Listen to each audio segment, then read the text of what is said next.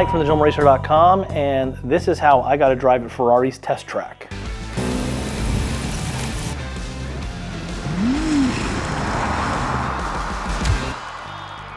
So in early 2023, Shell had reached out to me about going on a trip. They didn't really give me a lot of details. They just wanted me to block out some dates, and it was kind of mysterious, but they were really excited, and our team that we've worked with at Shell is always taking us on some really cool adventures. So I always say yes to Shell when they call, and this was going to be something special, I knew, but I didn't really know what until just really a few weeks ahead of time, where they told us that we would actually be going to Italy to drive at the Ferrari test track. Now, that is one of the rarest opportunities that any automotive enthusiast can get. But it wasn't just that. We were going to get some exclusive tours, we were going to dine at Ferrari's Michelin star restaurant, and we were going to go on some incredible tours of the museum and factories and all over the Modena Valley. So it was a once-in-a-lifetime experience. Everything was very high security. We were not allowed to take pictures. We had to put stickers over our cameras on our phones. So as someone who creates content and does stories for a living, it was pretty difficult to not be able to take pictures of most of the trip. But it is probably one of the most amazing places you could ever go as a automotive enthusiast. So the trip was 3 days long. Once you get to the hotel, it's fairly remote because, again, it is a small community. It's a rural country town. So you had to kind of walk everywhere, and we walked over and got some dinners and things like that around town, but we didn't actually do anything really Ferrari related the first day. We kind of got checked in, we had a little briefing, and then we were on our own. So I wandered around, took pictures of the city and kind of enjoyed that. And then the next day we had a big tour bus waiting for us, which was taking us to the circuit. It was pretty impressive to get on this gigantic bus and be driven into the Ferrari test track, where like nobody gets to go drive the Ferrari test track except for Ferrari owners and the racing teams. It's a very special experience. So getting in security-wise was, again, pretty tight. They double-checked all of our phones, put stickers on them.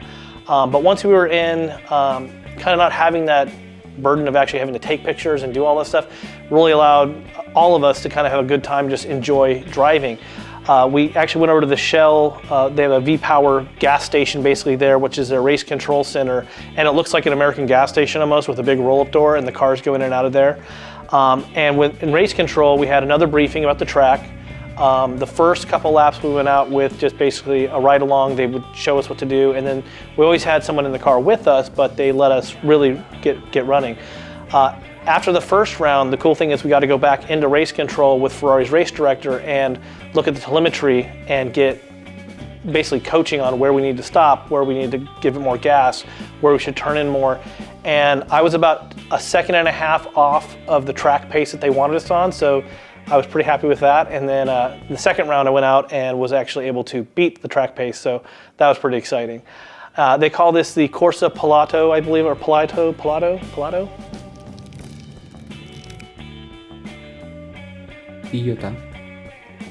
How do you say pilot in Italian?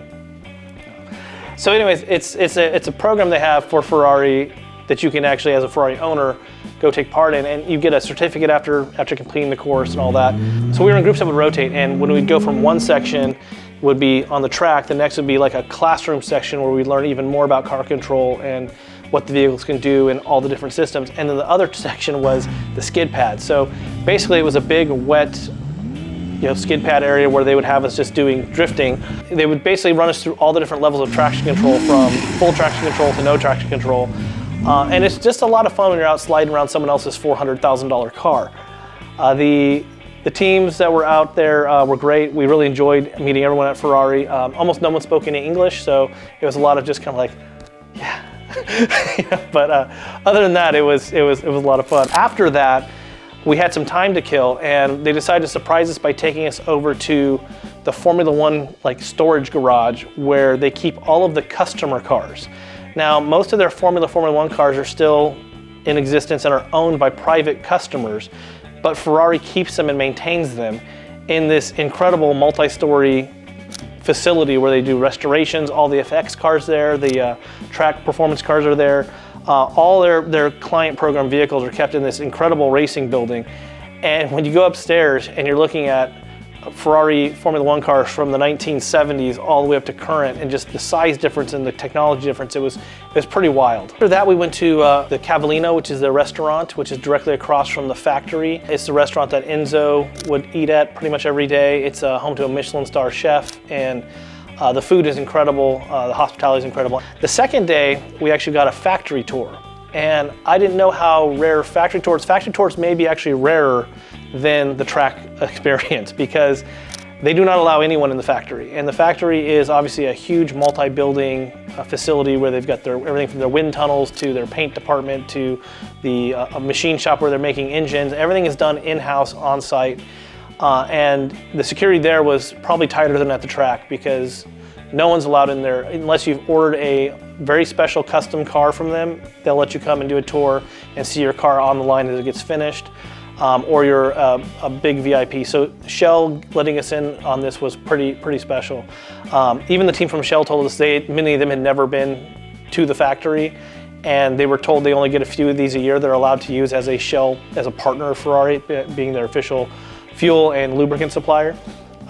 So it's pretty impressive. Growing up in machine shops, my grandfather had a aerospace machine shop, and it was very orderly, very clean. It was, a precision place. This place was next level. Ferrari was probably the most spotless factory I've ever seen, and the actual machine shop area has gardens in it that help maintain the humidity and the temperature. And I guess they have a few squirrels that also live in these gardens, so they're kind of the mascots of the machinists there at Ferrari. But yeah, it was next level. I wish I could share pictures or video with you of inside the factory. As you move through each section, they took us to where the engines are assembled, to where the paintwork was done, final assembly. It's a combination of high-tech, automated manufacturing, and still a lot of old world handmade craftsmanship. There's certain procedures where the engine is built by hand by one person, and that they'll spend a week or two just doing that one procedure as it rolls through its station. So it's a combination of the most modern technology and also the old world design and craftsmanship that Ferrari's been known for. That was really 3 days in Maranello. It was a lot of fun.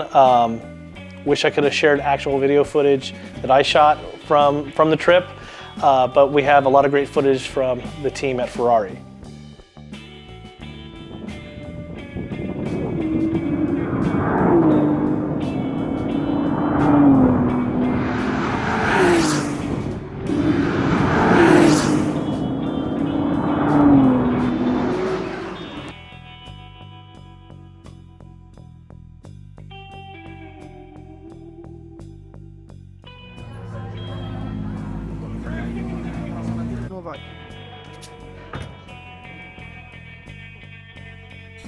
If you want to learn more about my trip to Ferrari and what that was like, and see the photos I was able to take, head over to thegentlemanracer.com and just search Ferrari.